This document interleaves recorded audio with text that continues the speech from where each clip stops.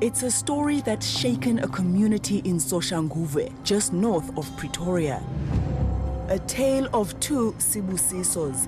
The first, Sibusiso Sithebe, a man who went missing early last year. The second, Sibusiso Mahlangu, believed to have died also early in 2022. And at its core, Mahlangu's widow, Lerato, who would become a central figure in this treacherous saga.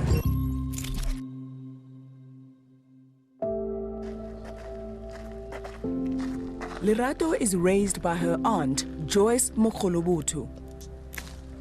Affectionately known as Mama Joyce, she's proud of how Lerato was brought up. In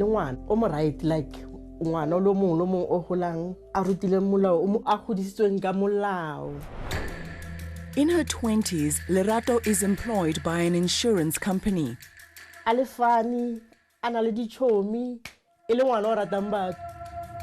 And falls in love with a hard-working taxi driver. Embraced by her family, he's the first Sibusiso in this drama, Sibusiso Sithebe. Initially, the relationship thrives, and in 2014, Lerato and Sibusiso have a daughter. Lina is Sibusiso's sister. But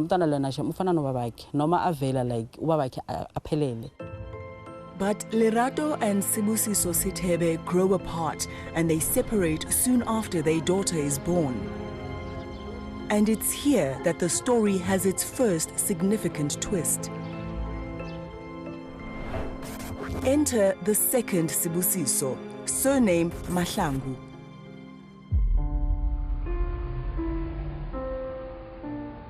After the breakup, Lerato falls in love with this Sibusiso.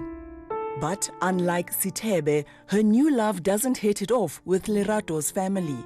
Sibusiso, nonetheless, Lerato and Sibusiso Mahlangu get married in 2018. Lerato 𝗀𝗁𝗶𝗿𝗆 has no anyalana li Sibusiso. Herenaldi gathering nasa at Lerato. Then the next twist. In January 2022, Mama Joyce gets a frantic call from Lerato saying the house she shares with Mahlangu is on fire. So, mushima no mung, na gerba robile batu. Arhona le moto modi mampeto. Did you see the body come out of the house? Mapolisa na sa dumele hore batho ba sutelle mo. Horrified by Sibusiso Mahlangu's death in the fire, local activist 𝗀𝗵𝗶𝗶𝗶 and others in the community step in to help.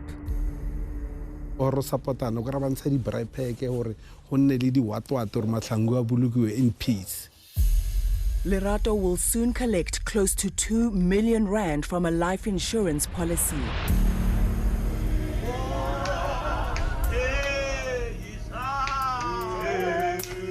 As this is unfolding, another Soshanguve family is grappling with tragedy. Sibusiso Sithebe, the father of Lerato's child, has disappeared. His family makes frantic calls, including to Lerato.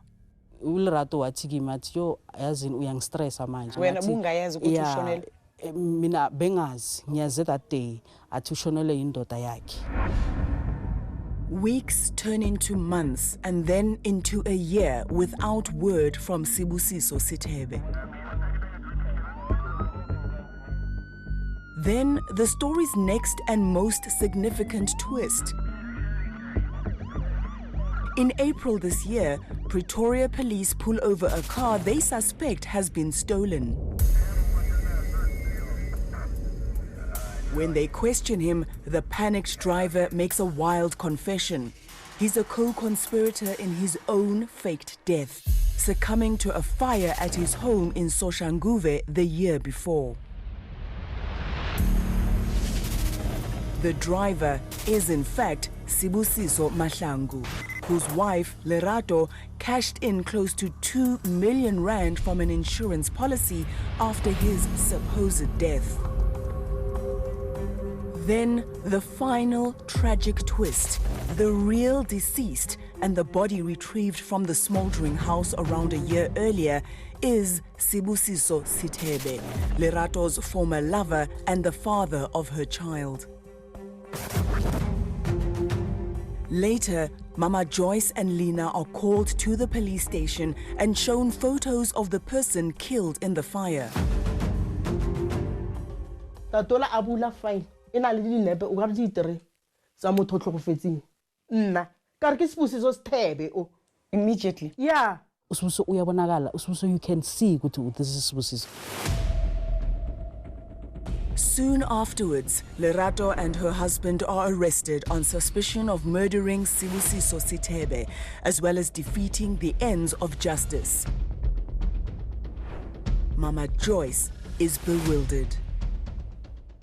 Mama Joyce's shock is understandable because in January last year, she was one of the mourners gathered at this very cemetery to lay her niece's husband to rest.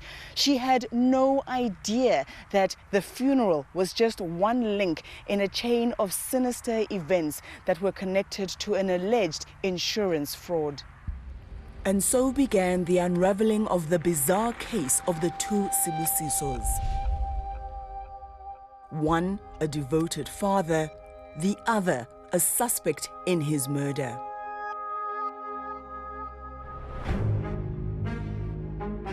The Association for Savings and Investment represents major insurance and investment companies.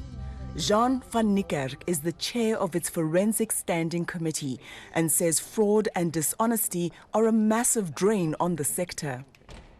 The latest stats that we had available indicated that around about 700 million of transactions, or value in transactions rather, were for fraudulent purposes. The biggest chunk of which relates to death benefits, up from around 345 million in 2020 to more than 588 million in 2021. And the biggest of these fraud cases often make for sensational headlines. Few more shocking than the case of convicted serial killer Rosemary Nomia Ndlovu.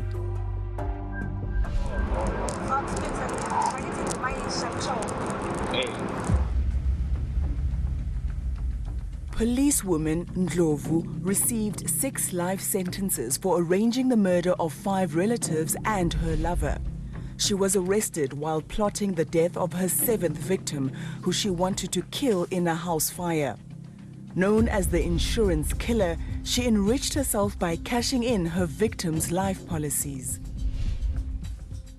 In South Africa, we're definitely seeing an increase in violent crimes, and that obviously links into murders, into death claims, for example. What then happens when fraud has been detected? Do we try to recoup funds or no? Absolutely, but I think even arguably above that, the more critical component is prosecuting these fraudsters. At the 𝗀𝗵𝗶𝘀 Magistrates Court in May, the Mahlangus abandoned their quest for bail.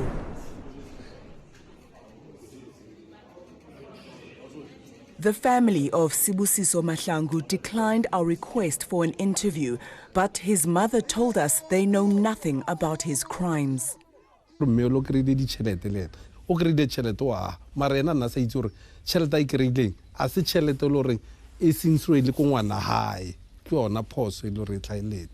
Police have since exhumed the body said to be Sithebe's and await DNA results in their ongoing investigation.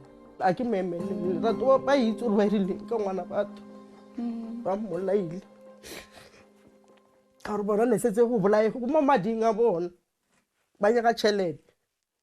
Sithebe spent over a year looking for Sibusiso. All the time he was buried here. Furious and grief-stricken, their only wish now is to lay him to rest in line with the family's burial rites, hoping that his spirit will finally find peace. While Sibusiso was missing, Lena attended a friend's burial here. She probably walked past her brother's grave and didn't even know it. Being in that thing, you would say, no, man, Sibusiso, man, maybe corner, man, Sibusiso, hope, maybe somewhere, man, out there, Sibusiso, maybe still deal, I'm told. Amphupha ahleli nomama wami la bekahleli khona, and like that place was so beautiful.